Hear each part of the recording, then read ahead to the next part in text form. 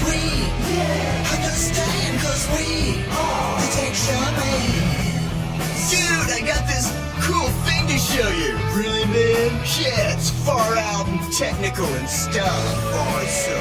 Yeah. Come on and turn it on. Tune into the Tech Shamans. Come on and turn it on. Tune into the Tech Shamans. Come on and turn it on. Tune into the Tech Shamans. Come on and turn it on. Tune into the Tech Shamans. Cool.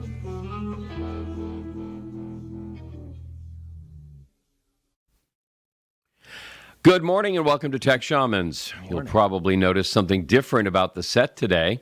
No? That's right. Both lights in the back are on. Yep, that's really big stuff there. And there's something else different. I'm trying to think what it is. Wait a minute. You let your beard grow longer. Yes, I did. That's it. His beard grew longer since last week. Mine, of course, never exists in this part on my face. So... yes, John's not here this morning, so you'll just have to, you don't have to. You can just tune out. You don't have to deal with us. Or you can actually have a good program for a change. Whoa, yeah, I know John's watching. He had to make an emergency visit somewhere this morning. He's okay. Don't worry about him. It's not really that kind of health issue. But John's not here. Just don't make him laugh. Yeah.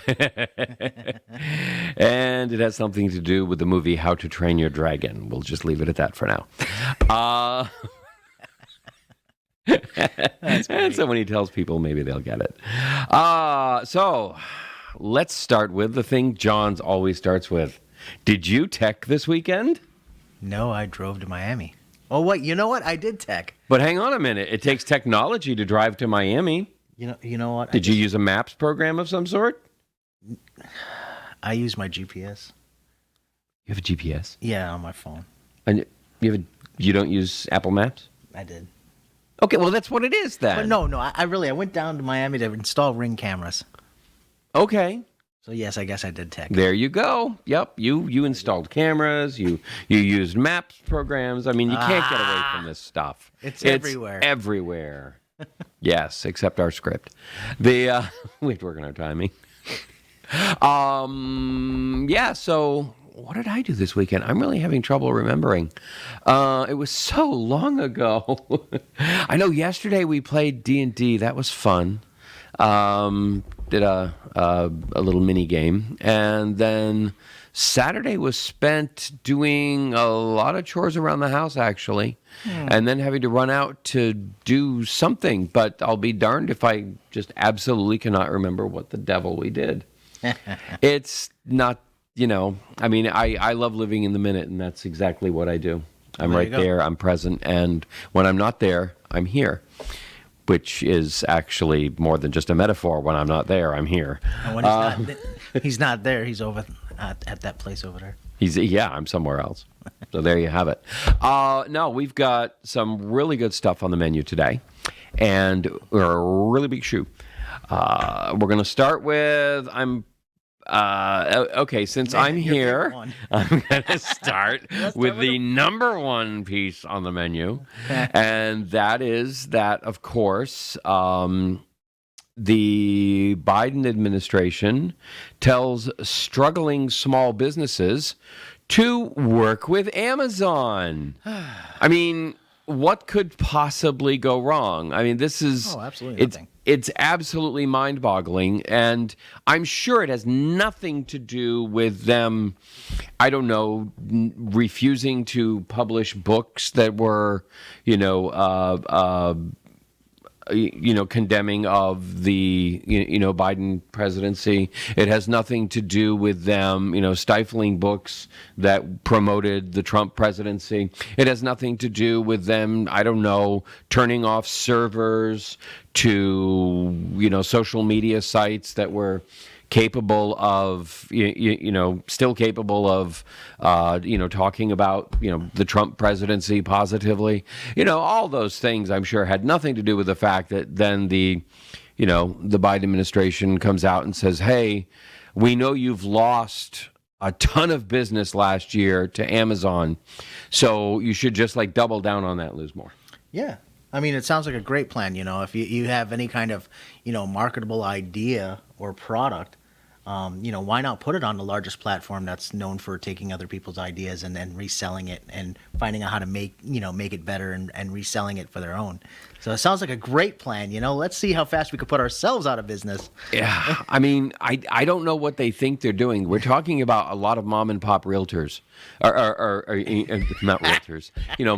Mom and pop brick and mortar buildings. We're talking about retailers. Okay, now retailers, by their very nature, are selling products to the public. If they can already, and many of them actually locally are buying stuff online, not just from wholesalers, but from other retailers where they can get it at a lower cost. Correct. I mean, my parents were doing that back in the early 80s, going to the major grocery store, buying stuff on sale and putting it in our little country convenience store that we owned. Yeah. And that's where they were getting some of their stuff. So if you can go online and buy it, why is there even considering that, your local retailer can go online and sell it? They don't really have a global marketplace for things that they're buying from China already to turn around and resell back to what? The Chinese? Mm-hmm. No, of course not. I mean, that's where the stuff is coming from. That's where a lot of these retailers are getting their merchandise. Yeah. And so the entire concept is just insidious and horrendous that your tax dollars are paying for the platform that helped put people out of business. If they went on and said, you need to do more like more online business or have a better online presence. Right. That would be put to back a specific, entity. A specific channel that is known. That's this. Not good. Yeah. And now, in an unrelated story that isn't on here, interestingly enough, Mike Lindell of My Pillow fame is launching a new platform called mystore.com. And he's hoping to compete with Amazon with it. Yeah. And just put on an online selling platform and go ahead and rock and roll with a place called My Store. Now, currently, if you go to mystore.com, it's disappointing because it goes right into the store section of mypillow.com. Yeah. So he hasn't actually launched it as an independent entity yet. He may be just checking to see how much traffic it might engender. So, but the fact is, it's time that somebody went out there and really tried to take on this behemoth. We looked at some of the regulations that they're coming down with, or at least proposing to bust them up. I think one of the most important ones directly relates to what you were saying, and that is that Amazon may not be a marketplace and a seller at the same time.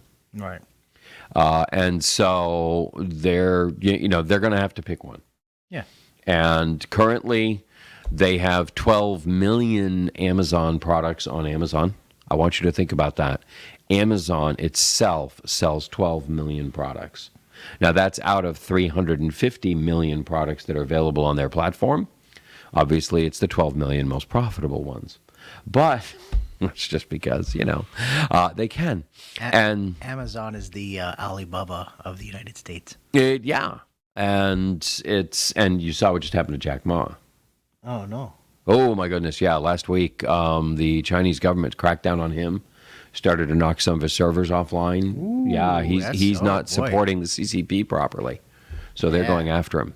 And isn't that just great when the government can go ahead and just interfere with you like that because you don't agree with them?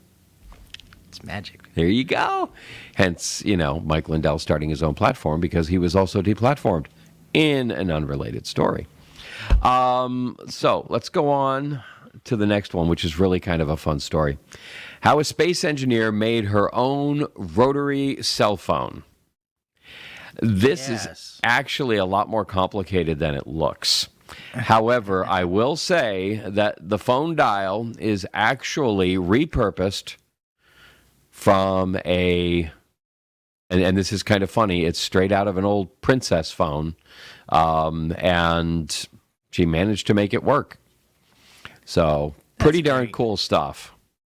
I mean, I love the colors because that is such a a classic princess phone color. And I mean, the antenna just kills me. Wait, it has an LCD? And it has an LCD. God, that's great. Yep. It has one button available for speed dial.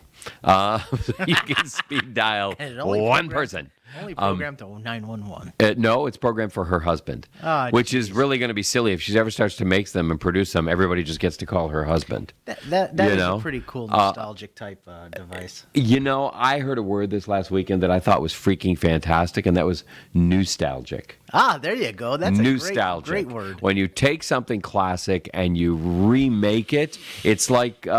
when they came out with the new mini version of the Atari 2600 that had all the games already built into it, no cartridges. Right. That is nostalgia.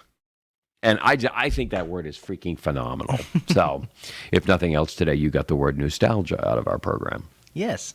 Very cool stuff. You learned it here, folks. Yep. Now, do you know anything about this next story, Adam? Because this one really, I'm like... I heard, well, what it is the Bitcoin exchange founder, I guess, is a founder of a Bitcoin exchange out of South America, if I'm not mistaken, or South Africa. And they made a new exchange down there. And he suddenly has gone missing, and along with $3.6 billion of that Bitcoin money that was, run through that exchange. So it's kind of interesting, So, this is the kind of thing that will be used by governments to say, see, you can't trust it. But then again, the money, when it has to come online somewhere. That wallet, that whatever he was using, it was going to have to come online. It's some kind of transaction is going to have to happen out of it for him to. And then you have to ask, I mean, was this $3.6 billion? Were those just his transaction fees? So was it legitimately his money for running through the exchange? It could have been. It could have been. I mean, $3.6 billion, I'm sorry, is not that much these days. Right. That could have been a percentage of every transaction that's gone through his exchange, and that And that was his fee for using his exchange, and he just left it in Bitcoin mode and said, "Okay, bye," and walked away, and wants to go to some place where I don't know, he won't get taxed on 40% of it. And supposedly it's after a hack. So, was it a hack, or was it just him saying it's time to move on, folks? Yeah, and then did he hack his own email and, leave a little pop-up in there? But if he's missing, maybe somebody's holding him, and making the ultimate ransomware. Yeah. We have the guy and we have his money. We have the guy, we have his money, and we have his passwords because we tickle his feet really hard and he tells us what his passcode is. I can't take it anymore. So what would you be ransoming him for at that point? Like I said, today's going to be a tough day. I can't string words together. Yeah, just for his passcode, so that way they can get into Yeah, but he's already there. Who's going to give you his passcode except him? Well, there you go. If he's the one who's missing. He ransomed himself. Yeah, I mean, there's a million scenarios here, and we have no information, sort of like the building collapse in South Florida. Oh, we really don't know enough about that. Let's stop hypothesizing, people, okay? And also, let's hope the people on the ground there, we know you're suffering, we know you're in pain, we know you're having difficulties, but that is absolutely no reason to accost and abuse the rescue workers. Okay, there are a lot of first responders down there, a lot of emergency responders, a lot of canine search groups down there, and they do not need you screaming at them about how they are doing their job wrong. So hopefully, people can calm down a little bit and let them continue to do what they're doing. At least they're still looking for people and not bodies. Okay, they are still looking for survivors. So that's a ray of hope. But if you've seen any of the photos, it's pretty devastating. And it's funny, there was a 2018, it's technology. There was a 2018 report from an inspector that went in and said, we've got cracks in the concrete. And many of them were down in the pool area. Yeah. Interestingly, there was a woman on her balcony when it went down, and she said the first thing she noticed was that the pool dropped. At the water level, the pool itself. And if this thing had been cracking with microfissures everywhere on this side of the building for the last 20, 30 years, then it is likely that that pool pulling down actually then brought down the rest of the building on top of it. But like I said, it is no place to be theorizing and blaming. And yes, the first $5 million lawsuit was filed on Friday. Just so you're aware. That's a given. Yep. That's a I given. mean, like, they haven't even they're still missing people and they're already filing lawsuits. So it's a race to get in line at this point. So that's where that's at. In the meantime, if somebody gives you a $9 million estimate on fixing your concrete, or else people might die, you should probably figure out how to raise that $9 million lickety split. Or buy out the building. Yeah, or just empty out the building. Now, were these condos or apartments? These were condos. I thought they were condos. Yeah. And that's where you run into a real issue, because technically the people who were living there were responsible for making the repairs. To a degree. The world down there is all a different. Of course. I mean, up here there was a set of condos, big high-end, $350,000 townhouses, and this was 20 years ago. And they developed roof issues. And this was just as the market was crashing. And so they started to levy assessments on the people who were there, and they were in the $22,000 range per unit. Ooh. And people are like, oh my God, I can't afford that.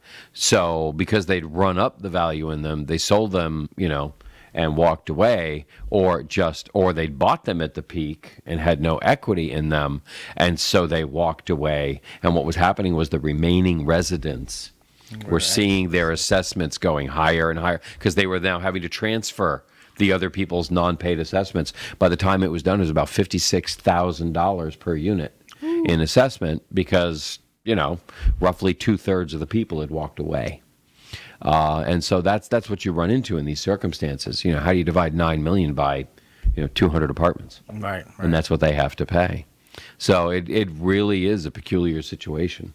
And I don't even know how to begin addressing that, because it's not technology, so it's not my field. Which is really marketing Where's technology. our engineer? Hello. Rob, how do they fix this? He's the sound engineer, isn't that the same thing? And video engineer, and generally all-around incredibly fast researcher. He types pretty damn fast into Google.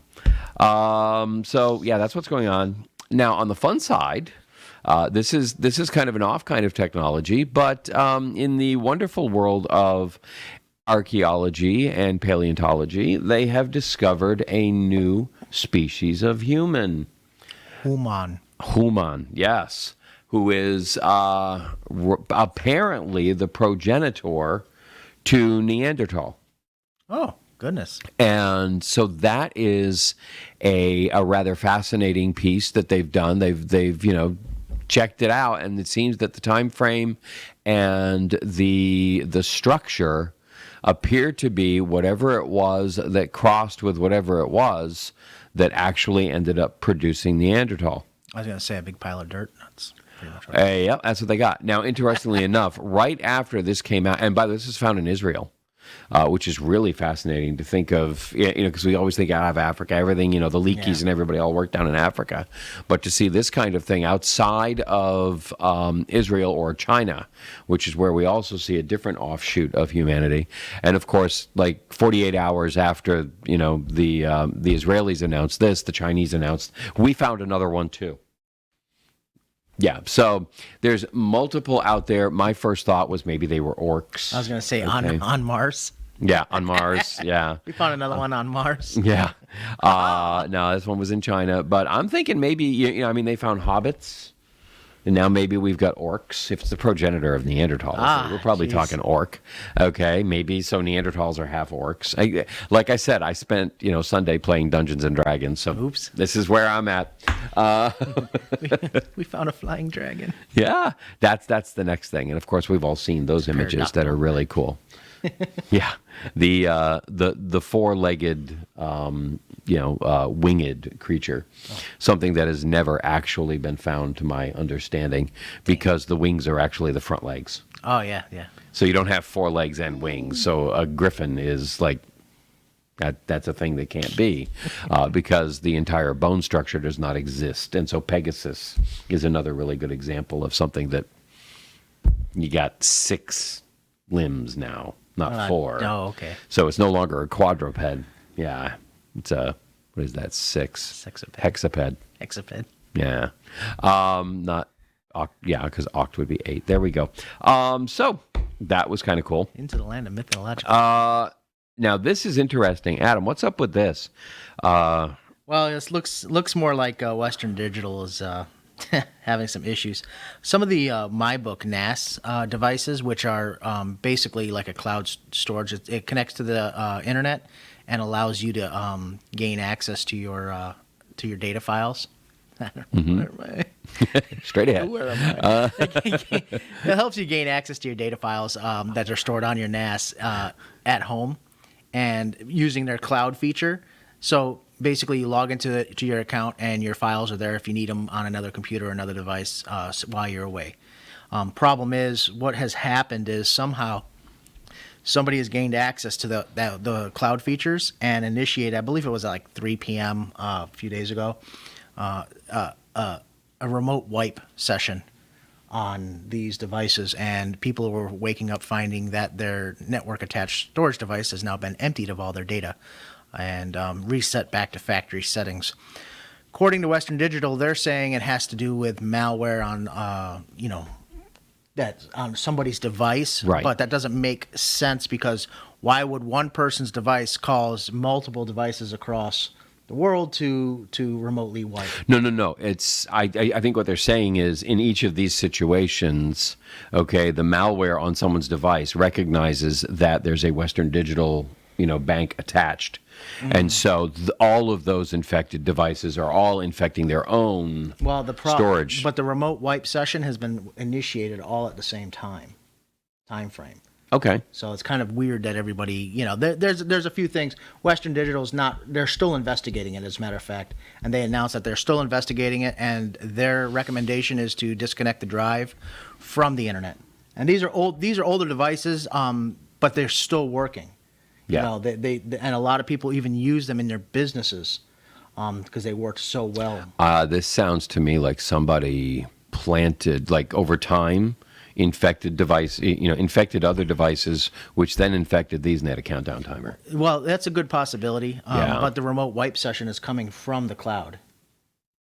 The order to do it? The order to remotely wipe is coming down. The log files coming down from the internet. Yep. So it's coming down from Western Digital's servers, saying, "Hey, wipe." It's not like a wipe session that's locally created from the IP address of the person's computers or devices. It's coming down from the cloud, and the remote wipe session is Western Digital has some Explaining to do. Explaining to do, yes. And I don't think they can explain it yet. They haven't figured out what's going on. All they can say is disconnected from the internet, and it's your fault. It wasn't me. It wasn't me. So right now, if you have one of these devices and hasn't had, they haven't had firmware updates in a little while, just go ahead and disconnect it from the internet. Doesn't mean you can't access it, locally, but at least right now, No, I disconnect know. it or back up the data that's on it. I mean, back in many years ago, I was using my MSN account. Like AOL, MSN. Oh, yeah. And I was using that for a lot of research I was doing in Egyptology.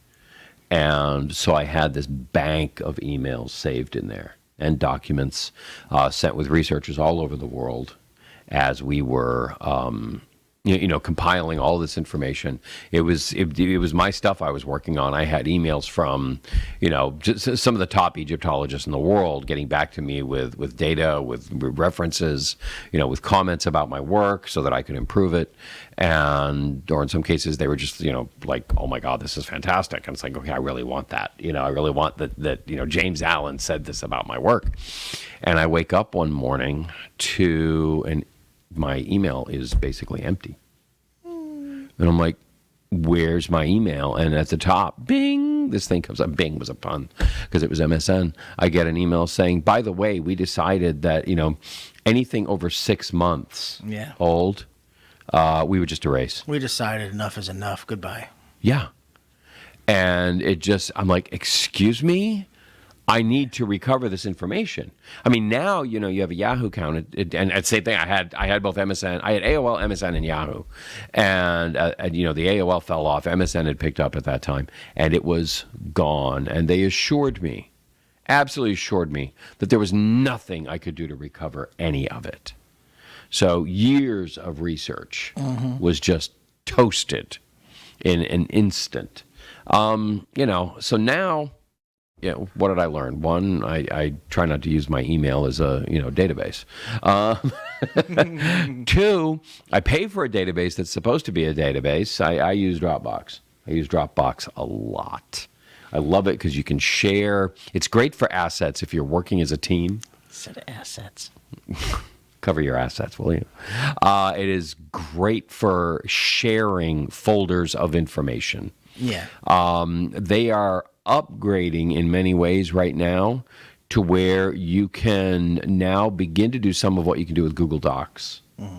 And you can begin to co-edit documents. And, Google Docs is pretty cool because you can sit there and watch. You can be on a team. You can be working on the document together. And as you're each making changes, it's changing the document right in front of all of you.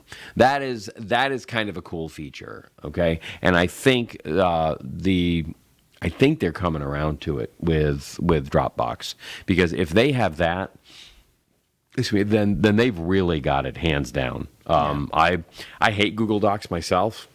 I hate any other Google platform because I have 9 different Gmail addresses for different businesses or websites or entities that I have to be involved in, and because that's how you used to have to do it. And so regardless of how you want to share something with me in Google Docs, I won't see it because you'll always share it with the other one. Whatever it is, it's always the other one. And so it just drives me crazy. Whereas when you're set up with Dropbox, it just is what it is. And that's your Dropbox account. And for a lot of people, maybe that works for Gmail. They have one Gmail account and they do everything from it. Mm-hmm. But that wasn't how it used to have to be. Right. If you needed 2 different YouTube stations, you had to have 2 different Gmail addresses. Yeah. Period. And so we were running 9 different YouTube stations. And that's what we needed. So now everything's just all wrong. And I can't let go of those. There's stuff on there that I don't, it's like my choice is to get rid of it and delete it. Yep. And I don't want to do that. So, yeah. But that's some of the fun stuff that's going on right now. Let me see. Next. This is pretty cool. We've been looking at drones, that are running around, they're flying around, they're shooting, video over your house for real estate agents. They are, they're being used for any number of things. There are some new personal drones out there that they're looking at. The new quadcopter style automobiles that are actually flying cars. They're not airplanes. They're not cars. They are, manned drones. And they are, it's pretty darn cool what they can do with them. But check out this video, which we have, and it is pretty amazing because this is a rescue drone. And the ability to haul up to 400 pounds and pull somebody out, basically lift whatever it is. And because of the way it's designed, you look at the multi-blade design, you can break a blade, it can hit something, you can run into something, and the copter will still function. And speed of 62 miles an hour. I know. It's like I want to have one just to drive around town. And that's the thing is, because it's far enough above you, it's not going to hurt you. Wow, 1,099 feet. Yep, 1,000 feet up. That's pretty cool. While carrying a human. A human. And I love this. That is a fire hose attached. Gosh, that is cool. So that they can get up there, not have to bring in a hook and ladder truck, which might not be able to get into the area, but launch this puppy up, and now the video starts repeating. So, this is pretty cool stuff. And I love thinking outside the box on stuff like this. Pretty soon your Amazon will buy the company and your couch will be delivered on a drone. Again, packages up to 400 pounds. Yep. Saving humans will be second best then. No, their drones will be too busy to do that. Yeah. We're sorry. We can't. Yeah. As opposed to Elon Musk, who stops production when kids are trapped in a cave. Yeah. And completely turns everything over to figuring out some kind of technology to get those kids the hell out of that flooded cave. Mm-hmm. He responds in a heartbeat. Bezos Yeah, he doesn't know what a heartbeat is. Never mind. Do we have an order that's real close by we can deliver at the same time? Yeah, exactly. Yeah. It's like, hold on a minute. We're going to deliver Our this. AIs are so sophisticated. Yeah. We can deliver that package and save a human. Just as long as it's not or, you're Yeah. okay to be the human. Or save a human. Yeah. We're sorry, the No, package is we'll running deliver the behind. package. Yep. And so there we have that. Hey, Nikon has introduced a new camera. Of course, it's the mirrorless. It is pretty darn sweet, very high tech, but they have gone completely retro with the look again. And this is all we have right now as So an many image of this knobs. camera. But who doesn't recognize, their 1960, Nikon sitting right there looking at it. Did they have Nikon in 1960? Kodak. Okay, looking at that. I do have some antique cameras at my house. And that's why I look at that. And there we have again with nostalgia, just dipping right in and bam, right in front of us. Yeah, Wow, that's. look at that thing. Is that it? Is that the new image? Did you get that? Because it's close. Yeah, I mean that is just so classic, and I mean I had Kodak cameras like that when I was a kid, and so it's just so cool to see those styles coming back again. They're highly functional. I mean the We have aluminum to ask frame was ourselves tough. why they are coming back, though. This generation wants it. That's gotta the be it. point. I mean, it's the generation with money wants it, and which is why we're seeing so many references back to stuff from the 80s. I mean, I'm not going to touch on Wonder Woman 1984, which I finally spent my time watching this weekend. God, can I have my 2 hours back? You will never have it back. Spoiler alert! Yeah, Linda Carter makes an appearance in it. That was pretty cool. She's in the after credits. But there's just Stranger Things, total throwback. So many of these things throw back to the 80s, and it's a fun place for some people. It was where some of our best memories happened, and so now that kids from the 80s are in their prime and spending some serious jack, they are looking for a nostalgia, and they're having it delivered in big ways.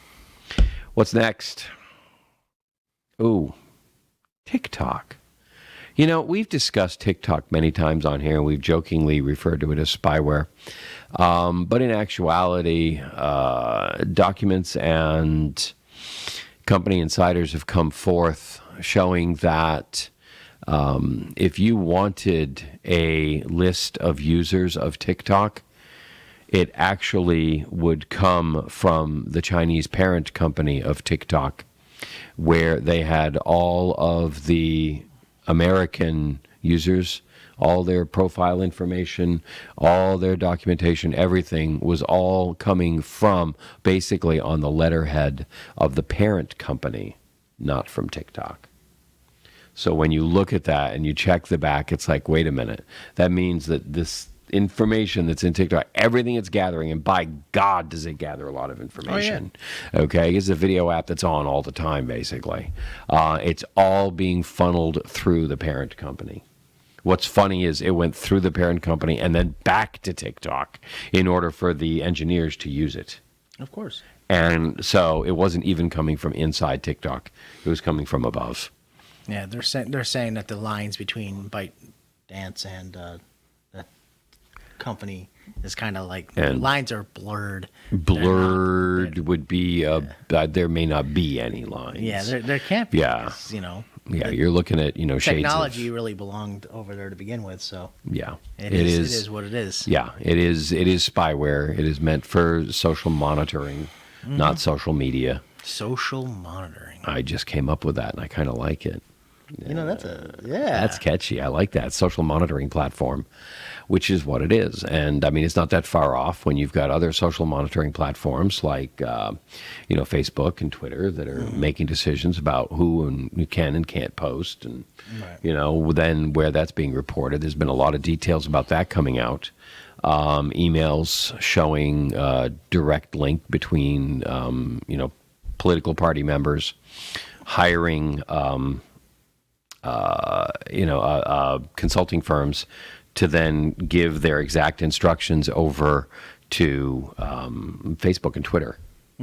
And on who to deplatform, who to ban, what kind of articles they want killed.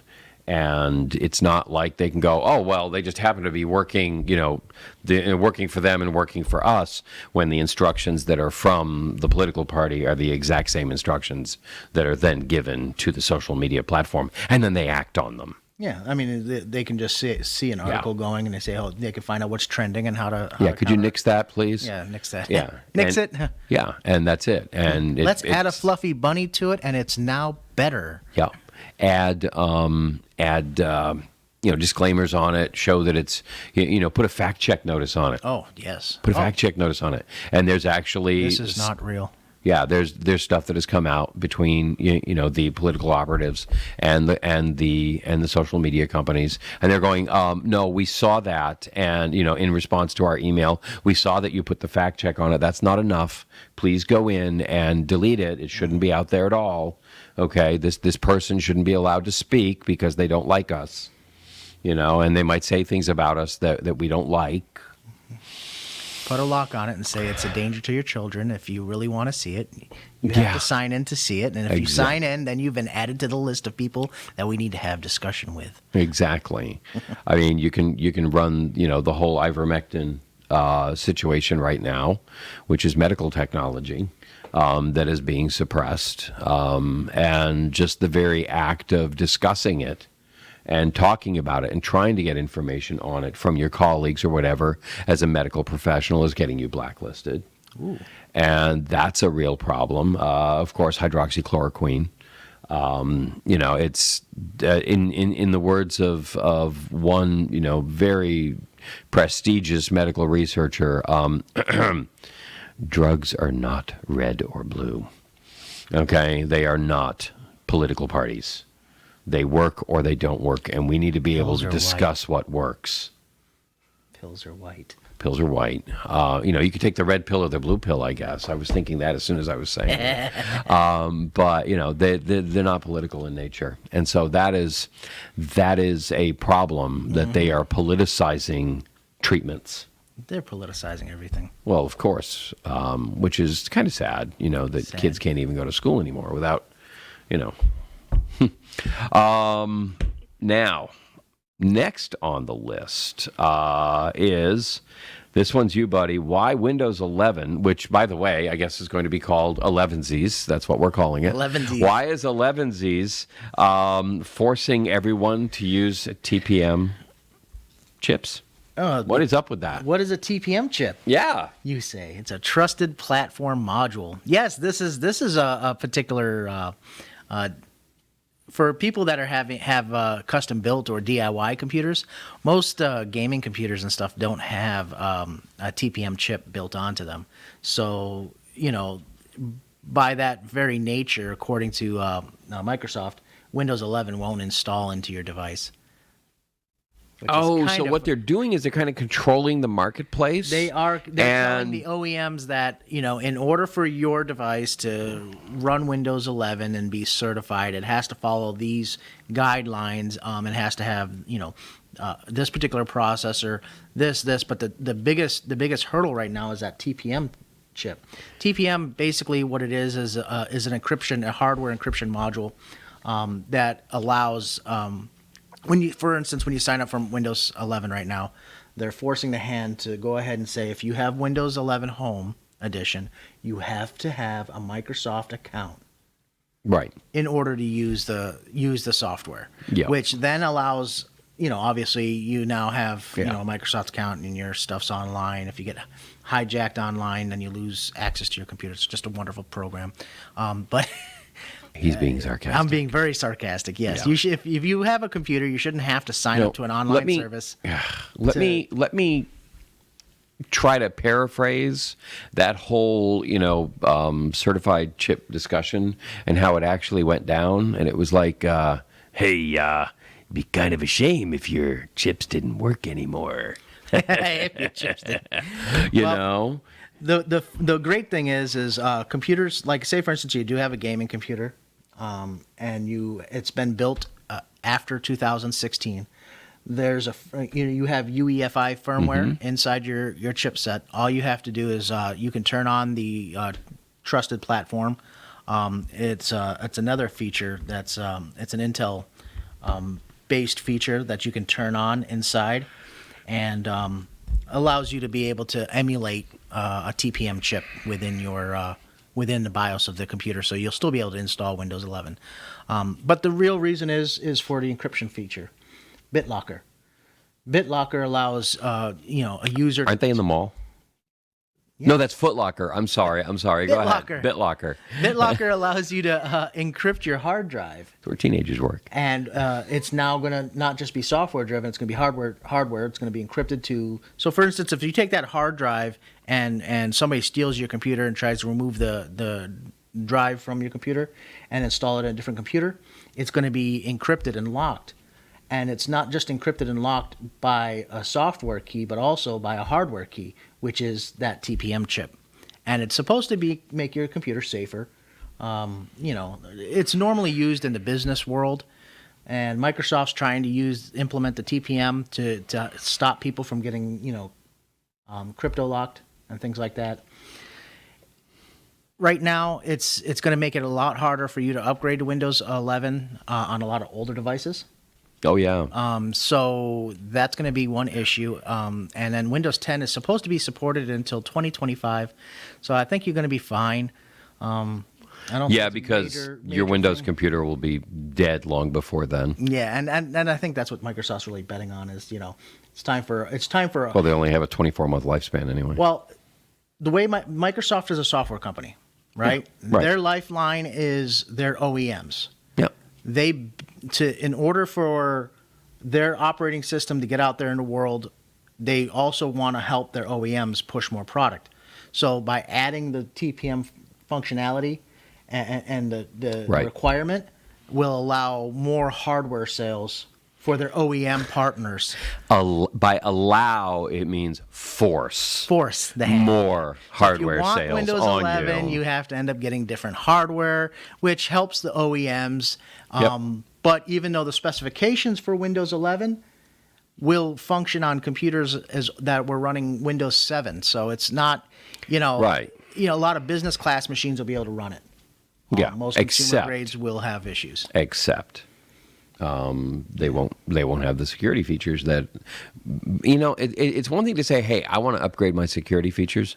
It's another thing, for the manufacturers, whatever, the software companies to come down and go, yeah, we aren't going to let you use our software unless you increase your security feature. Now, is this being done so that they don't have to worry about security features as much? Let's just go ahead and lock everything down all across the board so we don't have to worry about making our software safe? Yeah, it sounds like it. It sounds, it's a cheap fix for them, but not for you. You can't use a more secure operating system unless you add this one extra hardware feature. Which the software system is not actually more secure at that point. It's the hardware feature that's more secure at that point. But by doing that, people can stop pointing the fingers at Microsoft for leaving a gaping hole in the operating system.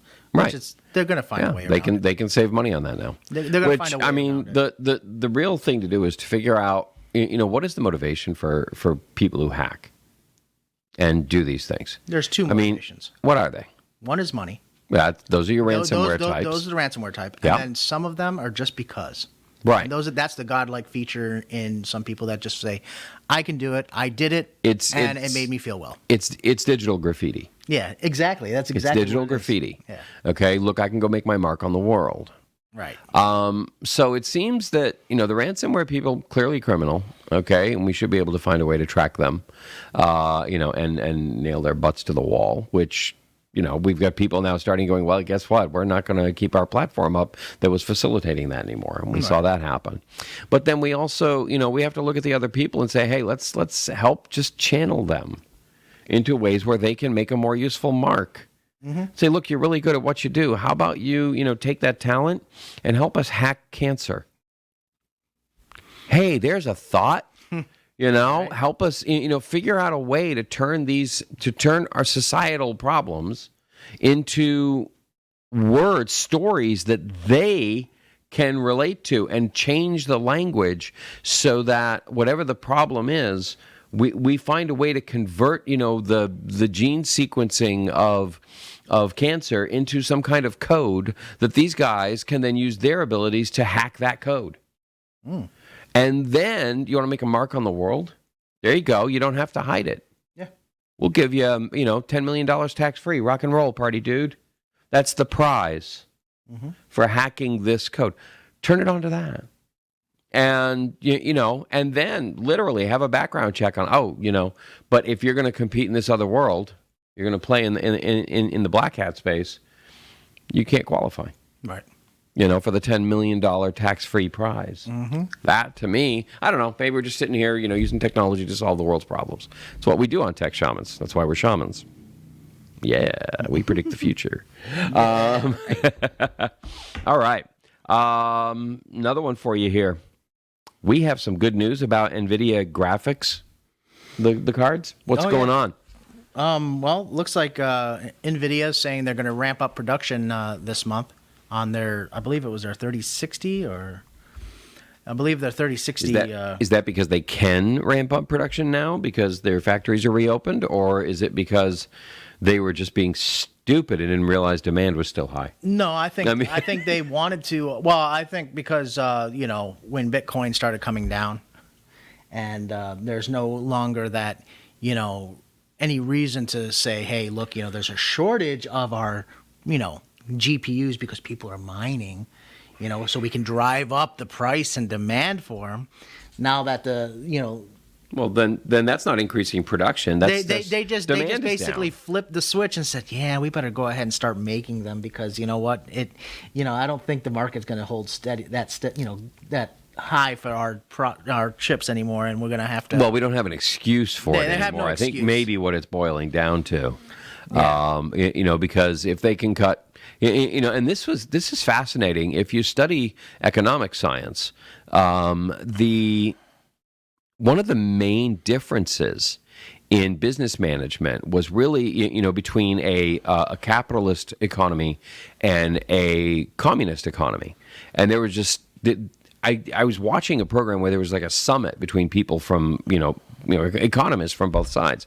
And it was fascinating because in America, in a capitalist economy, at least, which we are, not quite sure where we stand on that scale anymore. But in a capitalist economy, if you have an increase in demand of your product, yes, the price can go up. But what you want to do is you want to capture more of the demand. And so you increase production at your factory. And so that you sell more, even if you don't raise the price higher, you just sell more.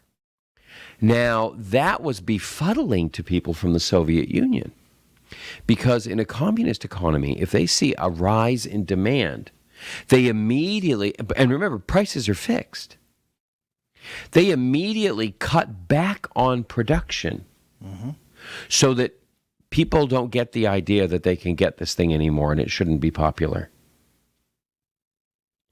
So they engage in like a psychological warfare to cut the demand by making people feel hopeless about acquiring the object in question. And it even worked with toilet paper, whatever. But, but that is just an incredible difference in the mindset. Yeah. And so when we're looking at NVIDIA here and what they're doing, we're like, here we have this great demand. And what they did was they went, you know what? Why work harder? Yeah. Let's work smarter and, just sit back, do the same amount of work and make 3 times as much money.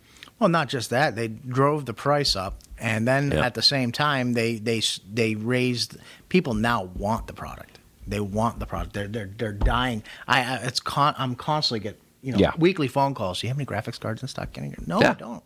And so now there's that, everybody's got to have it type feeling now. And it's, once they up production, this stuff's going to fly off the shelves, even if they do lower the prices back down to market value.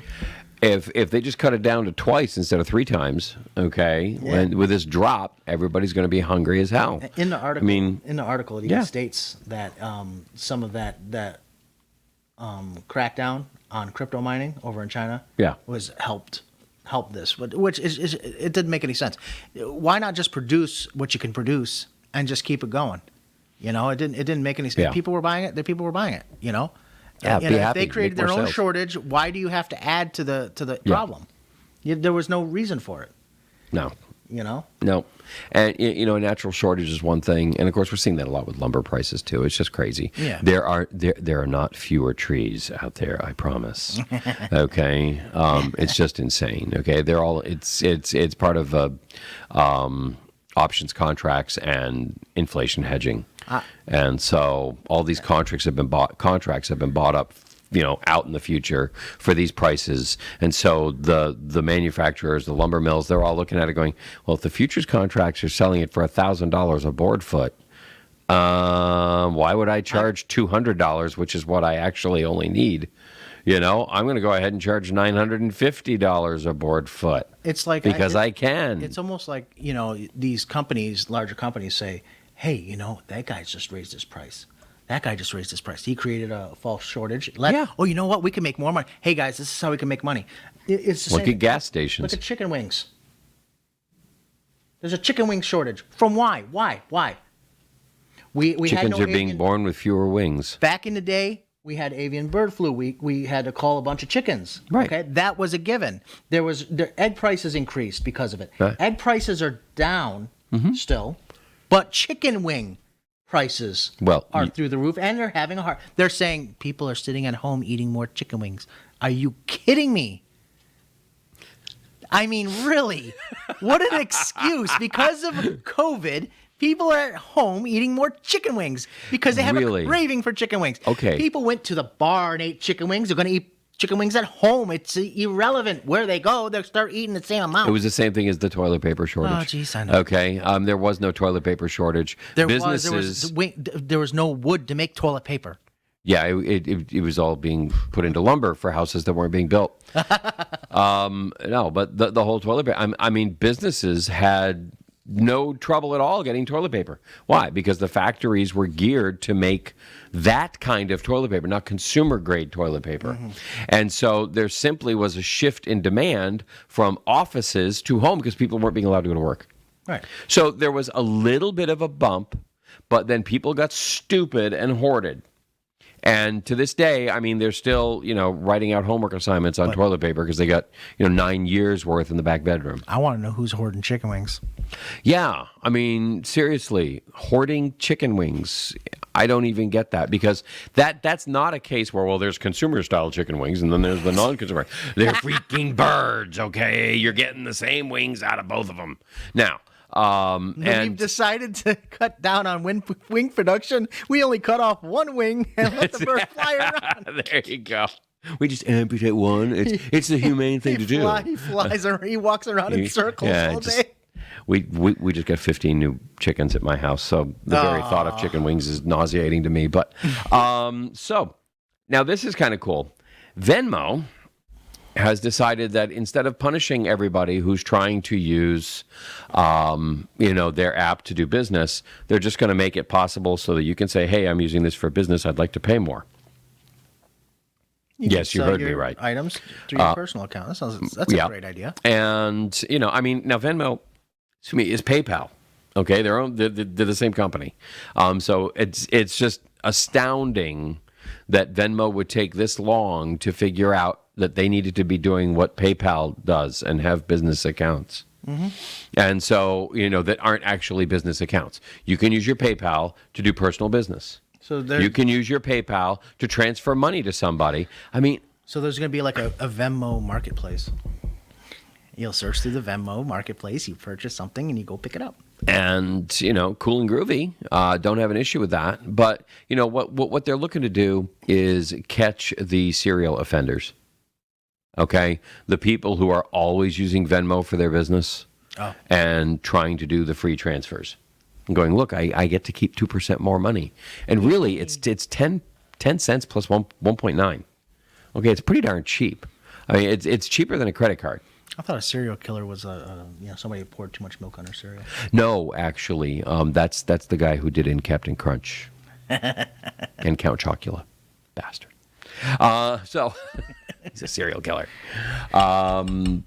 So it's going to remain on an honor system, but the fact is, if they catch you, it's going to be like that old Star Trek episode where there was only one punishment for any crime committed on the planet, and that was death. Death. It's like you're gone, and that's it. So it's a one-shot deal, one strike, and you're out. So yeah, there's some risk there, and if you use it a lot, and the thing is, I mean, there is some pretty good carrot there, not just the stick. The carrot is you're paying about over 1% less than your typical if you're just doing card processing, between people. So the downside is they have to have a Venmo app in order to use you.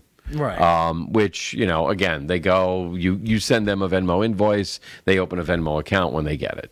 At least that's how it was the last time I used it. I actually only use it to transfer money to friends who need Venmo accounts. That's it. Kids need money, kids owe us money, whatever. That's where Venmo comes from. Or it comes into play in our household. Other than that, I use Square for all my business. Their suite of services is pretty freaking amazing. Yeah. And we're looking at a new service here in the studio. And so as we investigate that more, we'll get back with you on that one, because their rates are more in line with Venmo, but their credit card processing normally. So we're looking at that one right now.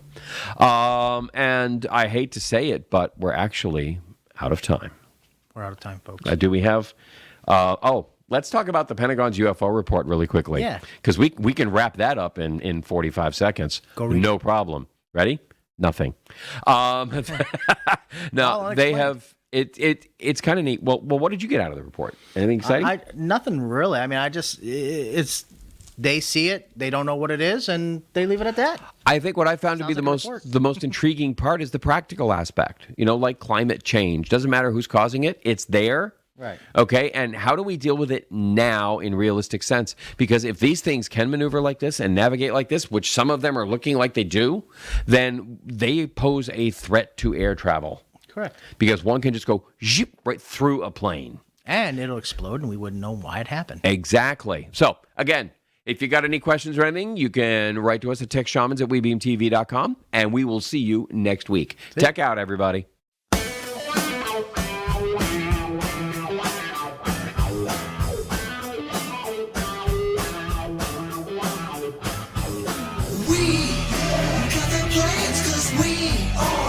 Shamans, we understand, cause we are the tech shamans. Dude, I got this cool thing to show you. Really, man? Yeah, it's far out and technical and stuff. Awesome. Yeah. Come on and turn it on. Turn it to the tech shamans. Come on and turn it on. Turn it to the tech shamans. Come on and turn it on. Tune into the Tech Shamans. Come on and turn it on. Tune into the Tech Shamans. Cool.